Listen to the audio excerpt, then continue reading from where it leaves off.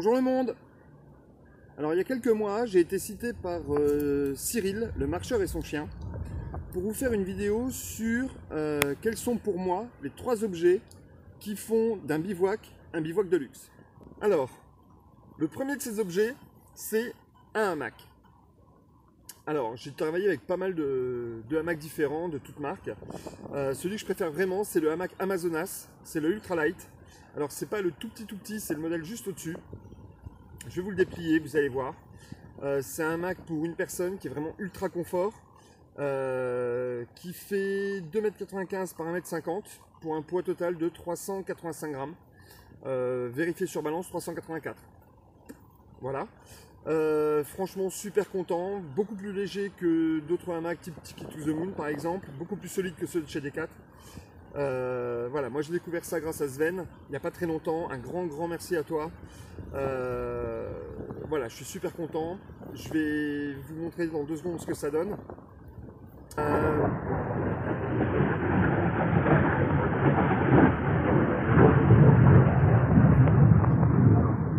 Le deuxième objet, ça vient aussi de chez Amazonas, c'est un ensemble et je trouve ça vraiment génial, c'est les ropes. Donc c'est des cordes qui permettent d'attacher les hamacs, alors ça marche sur tous les hamacs réellement. Moi avant je faisais des cordes à nœuds avec des mousquetons. Là c'est un système qui est beaucoup plus léger. Et quand je vous parle de confort, c'est le confort effectivement quand je me couche, mais c'est surtout le confort du poids du sac à dos qui est ultra léger. Donc là j'ai gagné un peu plus de 400 grammes par rapport au Ticket que j'avais avant. Et là au niveau des cordes, ça pèse quasiment plus rien puisque le jeu de cordes complet, je crois qu'il doit être à 80 grammes, un truc comme ça. Franchement au top. En plus ultra facile d'utilisation et à mettre en place. Donc voilà, ça c'est les 2 premiers objets que je vous présente. Et le troisième, j'en parle juste après une fois que j'ai monté. Vous pouvez voir que c'est vraiment ultra simple. Hop. Il y a un côté sangle avec une boucle. Hop. Je viens passer l'ensemble dedans. Et mon système est déjà en place. Au niveau du hamac, facile à monter. Hop. Voilà. J'ai une boucle d'un côté, mais ça c'est ce qu'on va retrouver sur tous les hamacs. D'accord. Et là j'ai un petit système avec une boucle et un petit morceau de métal. Hop. Je passe l'attache de mon hamac dans cette boucle et on n'en parle plus. Voilà, c'est attaché. Voilà. Donc j'ai fait la même chose de l'autre côté. Hop. Je repasse la boucle dans l'attache, le petit morceau de métal, hop. Ici, c'est sécurisé. Et là, pour le régler, en fait, c'est plus simple. Hop. J'ai juste à venir tirer sur la sangle. C'est un système d'attache qui permet, en fait, c'est une corde qui passe dans la gaine dans sa propre gaine. C'est auto-bloquant et c'est vraiment super génial et facile à régler. On voit que la corde ici se dédouble, je passe dans la gaine, dans la ganse, et j'ai l'autre morceau de corde qui sort ici. Et pour le régler, en fait c'est simple, j'ai juste à tirer, hop, voilà, et plus je tire, plus ça tend, tout simplement. Donc un système ultra performant, hyper efficace, ultra léger, et je trouve ça vraiment génial. Donc en termes de confort, pour moi, ça c'est vraiment l'idéal. Je gagne du temps, je gagne du poids, et j'ai le même confort qu'avec un autre hamac. Donc il y a tous les avantages. C'est dans ce hamac que je vous présente mon deuxième objet. C'est le tube. Alors ça c'est Gatien Rams qui fait ça. Sa société c'est Horizon. Je vais vous en dire un peu plus à la maison. Donc dedans, moi qui parle de confort, en fait ça pèse 500 grammes. Et je pourrais quasiment partir qu'avec ça. Dedans, alors déjà à l'extérieur, j'ai de la paracorde 15 mètres et en dessous j'ai une couverture de survie.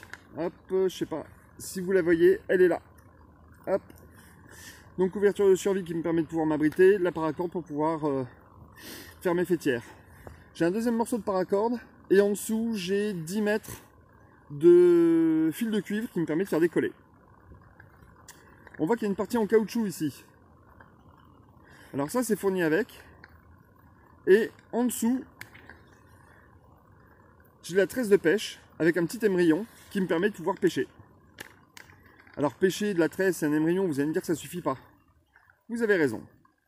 Sur le dessus, j'ai mis une boussole. Alors malheureusement, celle-là, elle s'est pris une grosse bulle d'air, donc il va falloir que je la change. Mais j'ai la boussole qui est dessus. Et quand on l'ouvre, hop, dedans, j'ai pour commencer une frontale, c'est une E-Light de chez Petzl. J'ai un tube de pellicule photo. Alors, autour, j'ai mis du duct tape. C'est toujours utile.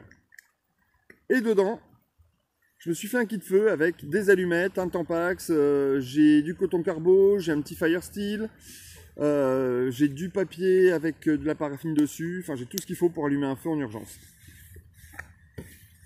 Ensuite, un peu de bois de boulot. Pour l'instant j'ai mis ça parce que j'avais encore de la place. Je vais peut-être changer le contenant, enfin le contenu, et je vais peut-être mettre autre chose, mais j'ai du bois de boulot pour allumer mon feu toujours encore une fois. J'ai un medikit. Alors dedans, il n'y a pas grand chose, c'est vrai. J'ai quelques pastilles de purification d'eau à l'extérieur. Et à l'intérieur, j'ai, hop, toujours du baume du tigre.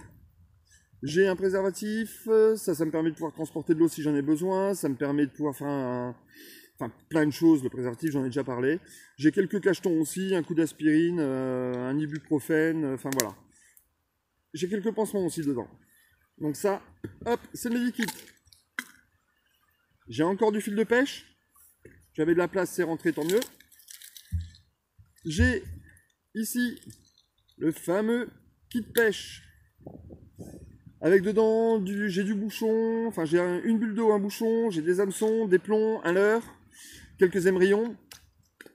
Ça me permet de vraiment pêcher avec soit le fil que j'ai sorti avant, soit la tresse que j'ai dessus. C'est pas fini. Il s'ouvre de l'autre côté. Hop.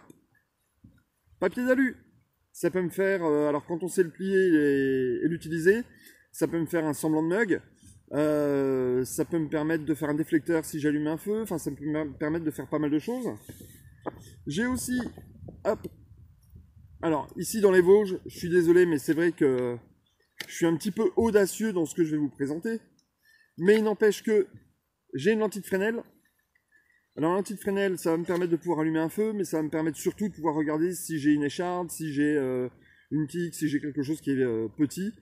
Enfin la lentille de Fresnel, toujours utile.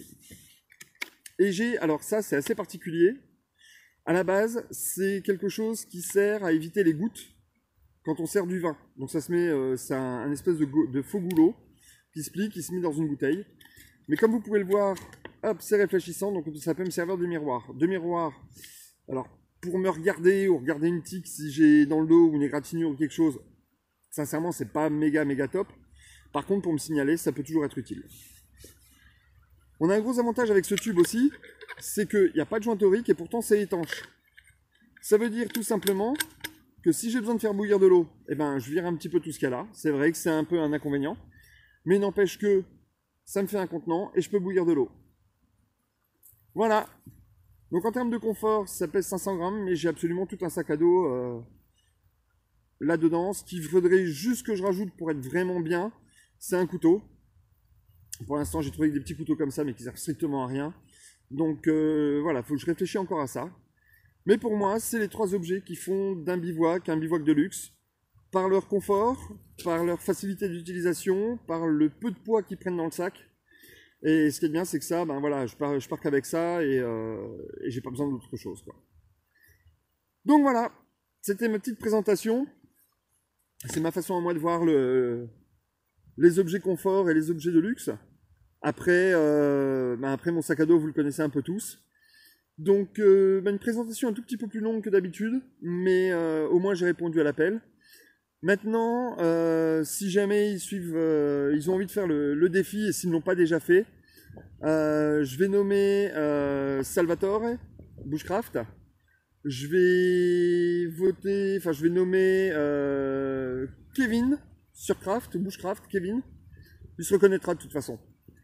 Et puis je vais nommer aussi, allez, Alexis Bruce, s'il ne l'a pas fait. Allez, ciao le monde!